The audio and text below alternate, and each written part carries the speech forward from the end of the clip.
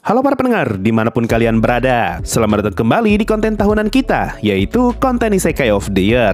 Konten dimana gua merecap semua anime Isekai yang rilis dalam 1 tahun terakhir. Dan gua bakal ngebuat list lengkap mengenai anime Isekai terbusuk sampai yang terbaik menurut gua pribadi. Di tahun 2024 kemarin, kurang lebih ada 31 judul anime Isekai yang rilis dalam 1 tahun terakhir. Walaupun sebenarnya ada lebih dari 31 judul yang rilis. Tapi, karena ada beberapa judul anime yang susah dicari legalnya, seperti anime Dahlia, serta Stardust Monogatari, dan juga satu anime reverse isekai yang menurut gua terlalu busuk untuk ditonton, yaitu anime Plus Size Elf. Nah, dari 31 judul tadi, ada beberapa judul yang gua gabung jadi satu. Contohnya seperti Tsukimichi Season 2 dan Tensura Season 3 yang punya 2 part, tapi rilis di tahun yang sama. Sedangkan untuk anime yang punya 2 season, seperti Isekai Appraisal, bakal gua nilai secara terpisah. Di konten ini, gue cuma bakal ngejelasin secara singkat pendapat gue mengenai anime-anime Isekai yang rilis di tahun 2024 kemarin. Kalau kalian pengen pembahasan yang lebih panjang, kalian bisa nonton konten Isekai musiman gue. Oke, gue rasa sudah cukup disclaimer untuk anime Isekai tahun kemarin. So ini dia list anime Isekai tahun 2024 dari yang terbusuk sampai yang terbaik menurut Megane Sensei.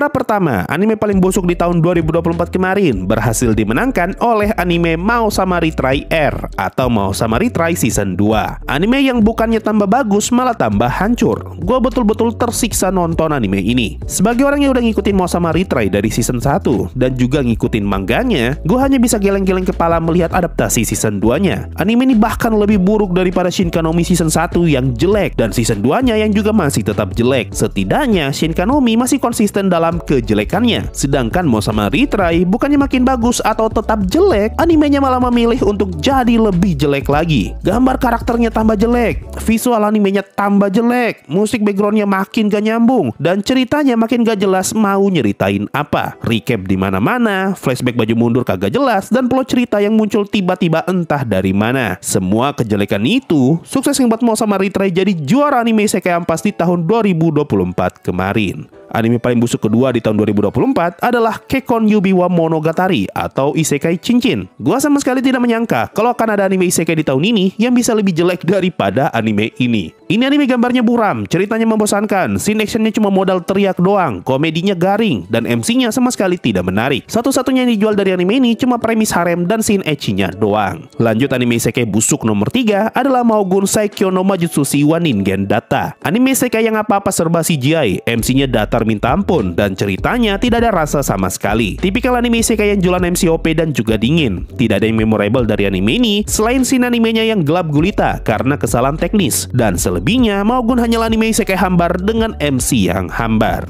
Lanjut, anime Isekai jelek nomor 4 adalah Ishura. Ishura ini sebenarnya bagus di visual, terutama di scene actionnya. Bahkan gue berani bilang kalau Ishura jadi salah satu anime Isekai di tahun 2024 dengan scene action yang paling bagus. Tapi kalau kalian udah ngikutin gue dari lama, kalian pasti tahu kalau gue adalah tipe orang yang paling gak suka nonton anime yang isinya cuma baku pukul doang, tanpa adanya cerita atau sesuatu yang bisa jadi daya tarik, entah itu karakter, musik, dialog, atau apapun itu. Nah, Ishura adalah tipe anime yang isinya cuma ngeliatin banyak karakter baku hantam. Saking banyak karakter yang pengen diceritain, sampai-sampai tidak ada satupun karakter yang berhasil ngebuat gue peduli. Hasilnya, anime Ishura tidak lebih dari sekedar anime action kopong yang tidak ada isinya selain baku hantam antar NPC. Lanjut, anime busuk kelima jatuh ke anime The New Gate. Anime yang sempat dibilang sebagai plagiat SAO ketika baru saja rilis. Anime ini punya premis cerita yang menarik, tapi eksekusinya parah, terutama di masalah visual. Masalah paling umum dalam banyak sekali anime Isekai. Gua paling ingat dengan desain karakter Guildmasternya yang kayak orang lagi opname, dan warna rambut elfnya yang katanya warna hitam tapi malah kelihatan kayak warna ungu. Intinya, anime ini kerasa banget kurang di bagian visualnya, dan hasilnya malah ngebuat anime New Gate jadi tipikal anime Isekai dengan MCOP yang dibuat seadanya. Pindah ke anime ampas berikutnya adalah Isekai Suicide Squad. Salah satu anime Isekai yang paling gua nantikan di tahun lalu, dan ternyata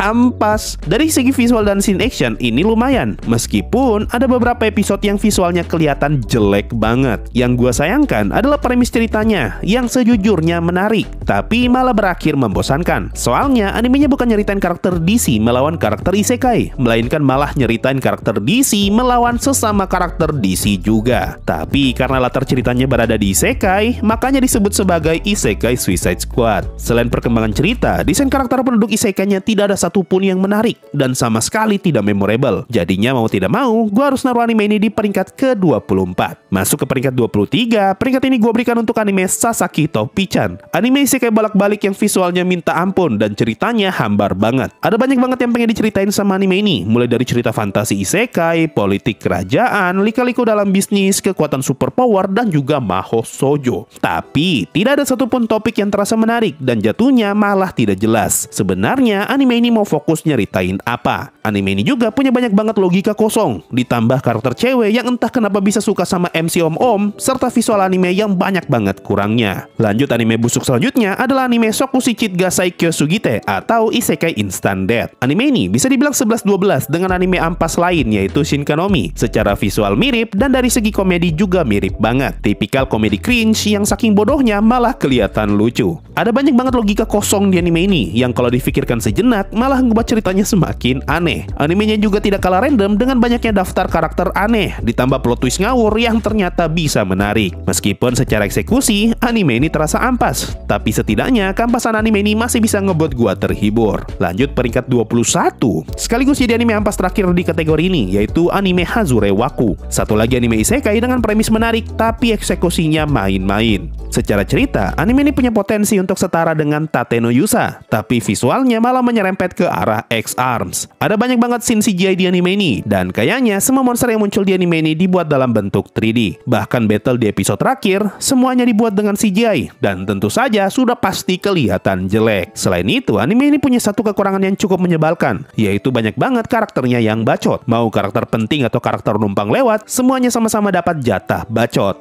Nah, visual CGI ditambah karakter bacot adalah formula paling sempurna untuk membuat anime ampas. Tapi meskipun ampas, gue justru sangat menikmati pengalaman menonton anime Hazure Waku, sehingga ngebuat anime ini jadi anime isekai ampas paling menarik di tahun 2024 kemarin. Sekarang kita mulai masuk ke ranah anime isekai yang biasa-biasa saja, dan peringkat ke-20 ini gue berikan untuk anime Isekai Yururi Kiko. Anime isekai hambar yang cuma ngejual cerita manis serta desain karakter yang manis. Tidak ada satupun yang spesial dari anime ini selain animenya yang emang santai banget dan visualnya pun tidak begitu bagus. Setidaknya tidak ada hal yang ampas yang bisa gue komentari dari anime ini. Hanya saja saking tidak adanya sesuatu yang mencolok dari anime ini, gue jadi merasa biasa aja ketika nonton anime Isekai Yururi Kiko. Pindah ke peringkat 19, satu lagi anime isekai hambar di kategori ini yaitu Isekai Level 2. Kurang lebih anime ini rasanya sama persis kayak Isekai Yururi Kiko, anime yang sama sekali tidak terasa unik dan jatuhnya lebih seperti anime isekai standar pada umumnya. Tipikal MC OP baik hati yang dikelilingi banyak cewek, meskipun cewek yang benar-benar dekat dengan si MC hanya satu orang saja. Alasan kenapa anime ini ada di atas Isekai Yururi Kiko murni karena visualnya doang yang terasa lebih enak untuk dilihat. Sedangkan dari segi cerita, gue sama sekali tidak begitu peduli dengan perkembangan ceritanya, yang jatuhnya malah jadi lawak daripada serius. Lanjut ke peringkat 18, untuk peringkat ini gue kasih ke anime Henjin no Salad Ball. Satu lagi anime random dengan premis random yang mirip-mirip kayak Sasaki to Pichan. Apalagi kedua anime ini sama-sama punya MC om-om. Gimana bilangnya ya? Meskipun sejatinya Henjin no Salad Ball adalah anime komedi random, tapi daripada merasa lucu, gue lebih merasa heran ngelihat cerita yang coba animenya sajikan. Jelek sih tidak, tapi gue lebih ke arah tidak bisa connect dengan komedi di anime ini. Hasilnya, gue malah merasa kalau anime ini sama sekali tidak menarik dan jatuhnya biasa aja. Peringkat ke-17, gue kasih ke anime Isekai de Mofu Mofu. Secara cerita, anime ini mirip banget kayak Isekai Yururi Kiko, tipikal anime isekai dengan desain karakter yang manis. Soalnya kedua anime ini dibuat oleh studio yang sama. Cuma setidaknya Isekai de Mofu Mofu masih jauh lebih menarik untuk ditonton daripada Isekai Yururi Kiko. Awalnya, gue lumayan optimis ketika nonton episode pertama anime ini, tapi setelah beberapa episode berjalan, animenya malah terasa biasa saja dan hampir tidak ada bedanya dengan anime isekai manis pada umumnya. Makanya gue taruh anime Isekai Mofu Mofu di peringkat ke-17 ini.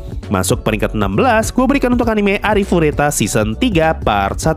Season 3 ini dimulai dengan premis yang cukup menarik, yaitu nyeritain soal suku kelinci melawan kerajaan. Bagian ini menurut gue menarik banget, tapi sayang premis semenarik ini tidak dibandingi dengan visual anime yang bagus bagus, dan scene actionnya sama sekali tidak ada seru-serunya. CGI-nya juga banyak banget, apalagi waktu mereka bertarung di dalam pohon. Meskipun CGI-nya tidak separah anime Hazurewaku. Tapi perlu dicatat, Arifureta Season 3 punya total 16 episode, sedangkan yang gua bahas di sini hanya sampai episode ke-10 saja. Gua udah nonton episode ke-11-nya, dan masih ada harapan kalau 5 episode yang tersisa bakal bisa lebih seru. Lanjut peringkat ke-15, gua kasih untuk anime Akuyakureijo level 99. Anime ini cuma punya 2 kekurangan doang, yaitu di visual yang tidak begitu bagus dan banyak CGI-nya, serta eksekusi cerita di 2 episode terakhir yang terasa lempem. Selebihnya, anime ini menarik banget buat ditonton, apalagi ngeliat tingkah laku CMC yang di luar nalar tapi juga lucu. Gua sama sekali tidak bosan ketika maraton anime ini, dan gua sangat menikmati semua tingkah laku aneh yang MC-nya lakukan. Ke peringkat 14, dipegang sama anime Tsukimichi Season 2. Anime ini rilis dalam 2 part. Untuk part satunya, gua sama sekali tidak ada masalah selain di bagian visual yang kerasa biasa saja. Nah, masalahnya ada di part 2 yang menurut gua terasa dipanjang-panjangin. Makoto yang dibuat kayak orang linglung serta banyak omong, kota yang diperlihatkan hancur tapi tidak mencekam sama sekali, dan visualnya yang masih tidak ada peningkatan dari part 1. Jadi mau tidak mau, gua taruh Tsukimichi Season 2 di peringkat ke-14. Lanjut peringkat ke-13, jatuh ke anime Remonster. Anime yang lebih suka nyeritain sesuatu dalam bentuk narasi daripada dilihatin dalam bentuk scene. Secara visual, anime ini tidak terlalu bagus, tapi setidaknya anime Remonster masih asik untuk diikuti, terutama ngelihat perkembangan CMC yang makin lama makin OP tergantung dari apa yang dia makan. Pacing anime ini cepat banget, soalnya progres ceritanya mayoritas cuma diceritakan dalam bentuk narasi doang. Tapi pacing yang cepat ini masih bisa gua abaikan karena gua memang lebih tertarik ngelihat perkembangannya CMC. Pindah ke peringkat 12, anime yang berada di peringkat ini adalah Isekai Appraisal Season 2. Nilai jual anime ini masih sama kayak season satunya, yaitu ngejual cerita politik kerajaan dengan sedikit bumbu drama. Ada 3 momen di season ini yang berhasil ngena buat gua, yaitu cerita mengenai jenderal di episode 6, surat yang MC kita tulis di episode 8, dan ending season ini yang wholesome banget. Kalau ngomongin kekurangan, meskipun ceritanya lumayan serius, tapi pada banyak kesempatan anime ini malah kayak lagi ngelawak. Ngelawak di sini bukan karena lagi ngelucu, tapi karena emang aneh aja ngelihat perkembangan ceritanya. Season 2 ini juga berfokus ke cerita perang antar bangsawan, tapi meskipun mereka sedang berperang, feel perangnya sama sekali tidak terasa menegangkan, dan jatuhnya malah seperti konflik biasa. Naik ke peringkat 11, anime di peringkat ini adalah Saijaku Temer, anime dengan MC bocil yang lebih fokus ke arah drama kerasnya kehidupan. Secara visual, anime ini enak dipandang, meskipun kalau kalian perhatikan, akan ada beberapa gambar yang kerasa kurang bagus, terutama gambar karakter sampingannya. Tapi perkara ini masih bisa diabaikan. Nilai jual anime ini ada di ngeliatin betapa kerasnya hidup MC kita yang hanya sekedar bocil perempuan, dimana di bagian awal anime ini bakalan kerasa sedih, tapi lama-kelamaan ceritanya berubah jadi makin wholesome. Nah, sekarang kita akhirnya masuk ke peringkat 10 besar. Di peringkat ke-10,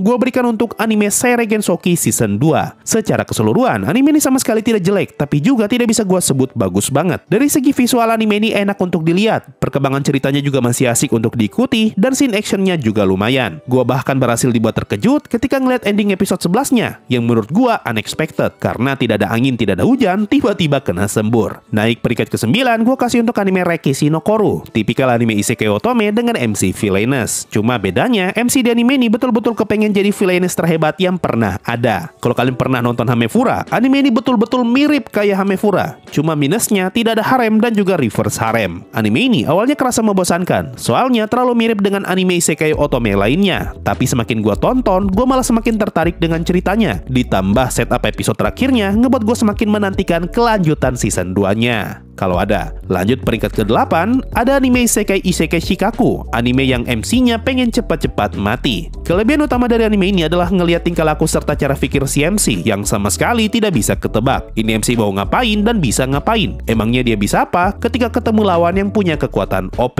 Pertanyaan ini yang berhasil ngasih rasa unik di animenya. Hanya saja, animenya punya kekurangan di bagian parodi yang sepertinya pengen dijadikan satir, di mana ada banyak sekali orang dari Jepang yang terkirim ke Isekai, dan hasilnya muncul banyak banget karakter receh yang malah ngebuat animenya jadi sedikit receh. Naik peringkat ke-7, gue berikan untuk anime Tensura Season 3, season yang isinya banyak sekali rapat. Tidak ada yang menarik dari season ini, soalnya bagian yang paling menariknya malah dibuat dengan sangat singkat, sementara bagian tidak menariknya dibuat panjang banget. Contoh scene pertarungan Hinata melawan Rimuru yang harusnya jadi puncak di kur pertama, tapi malah dibuat pendek banget, sementara scene rapatnya malah dibuat berepisode-episode. Cuma setidaknya masuk di part 2, anime ini sudah jauh lebih mendingan dari segi rapatnya, meskipun masih tetap banyak. Ditambah part ini memang memang tidak punya momen puncak seperti part pertama, sehingga ngebuat gue masih bisa memaklumi betapa santainya cerita di part kedua. Pindah ke peringkat 6, anime di peringkat ini adalah anime Isekai Appraisal Season 1. Alasan kenapa gue lebih milih Season 1 daripada Season 2-nya, murni karena cerita di Season 1-nya berhasil ngena ke gue. Terutama di cerita mengenai bapaknya si MC, dan juga cerita ketika dia merekrut si bocil di episode 4. Selebihnya, Season 1 ini tidak beda jauh dengan Season 2. Sama-sama ada momen yang memang kelihatan bagus, dan ada juga momen yang kerasa aneh. Visualnya juga masih tetap sama, tidak bagus-bagus amat, tapi juga tidak jelek. Lanjut peringkat ke-5, gue berikan untuk anime Hitori Bochi no Isekai. Anime yang di luar dugaan, ternyata digarap dengan sangat baik. Meskipun MC-nya bacot banget di episode 1, tapi masih bisa dimaafkan karena dia memang lagi sendirian. Tapi selebihnya, progres ceritanya menarik banget untuk diikuti. Visual animenya juga bagus, dan desain karakternya bagus-bagus. Enak banget nonton ini anime. Progres ceritanya juga menarik buat diikuti. Meskipun gue udah baca versi mangganya, tapi gue tetap bisa berhasil dibuat terhibur ketika nonton versi animenya. Lanjut peringkat ke-4, jatuh ke anime Chiyu Maho. Anime ini sama persis kayak Hitori Bochi. Visualnya bagus, desain karakternya bagus, dan progres ceritanya juga sama-sama bagus. Cuma bedanya, anime Chiyu Maho masih lebih membekas secara cerita daripada Hitori Bochi, terutama di backstory mengenai karakter bernama Rose. Selain itu, gue juga suka banget ngeliat interaksi si MC dengan para karakter sampingannya, dan juga para karakter pahlawan selain MC sama sekali tidak menyebalkan seperti kebanyakan isekai lainnya. Nah, sekarang kita akhirnya masuk di peringkat 3 besar anime isekai tahun 2024, yaitu Re:Zero Season 3 Part 1, Mushoku Tensei Season 2 Part 2, dan Konosuba Season 3. Kalau dari segi visual, Konosuba Season 3 jadi anime isekai dengan visual yang paling enak untuk dipandang. Gue suka banget ngeliat desain karakter di anime Konosuba. Setelah itu baru Re:Zero, dan terakhir Mushoku Tensei. Kalau dari scene action, Mushoku Tensei Season 2 Part 2 jadi anime isekai dengan scene action yang paling keren, terutama scene ketika mereka bertarung melawan Hydra. Setelah itu baru Re:Zero yang lebih banyak ngomong daripada bertarung, tapi sekalinya bertarung brutalnya minta ampun. Lalu terakhir Konosuba yang kayaknya di Season 3 ini tidak punya scene action yang berarti. Lalu kalau dari segi pengalaman menonton, gue paling suka dengan Re:Zero Season 3. Soalnya di season ini gue sebagai penonton sama sekali tidak dikasih nafas. Setiap episodenya betul-betul ngebuat gue penasaran di mana satu persatu musuh OP mulai bermunculan, dan MC kita malah semakin menderita. Setelah itu baru Mushoku Tensei yang ceritanya lumayan slow di awal part 2 dan mulai terasa menegangkan setelah masuk di bagian akhir. Sedangkan untuk Konosuba Season 3, gue merasa biasa saja sama cerita anime ini. Soalnya yang dijual sama Konosuba adalah komedinya, dan gue pribadi jarang banget menilai bagus atau jeleknya suatu anime hanya dari unsur komedi.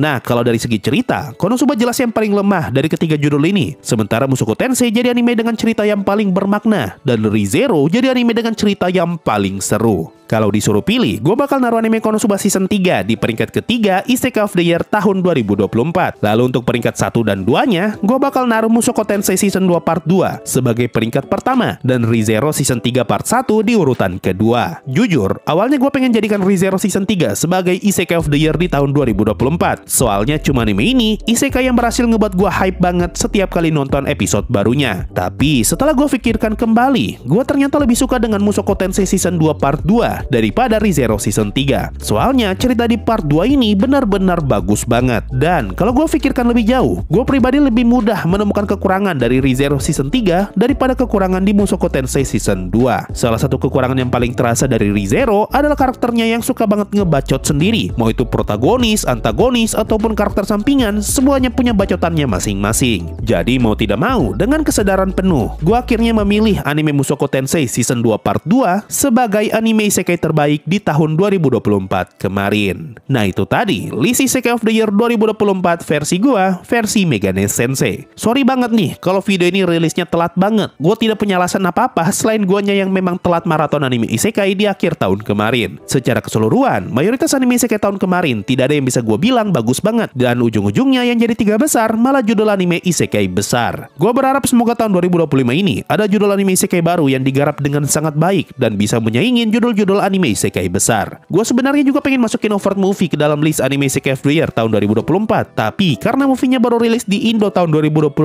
jadinya nanti gue masukin movie ini di list akhir tahun saja. Mungkin itu saja untuk video kali ini. Gue ucapkan terima kasih banyak buat kalian semua yang sudah mensupport channel Megane Sensei sampai detik ini. Makasih juga buat kalian semua yang sudah mau mendengarkan list support panjang ini sampai selesai. Kita ketemu lagi di konten Isekai of the Year tahun 2025, dan bye-bye.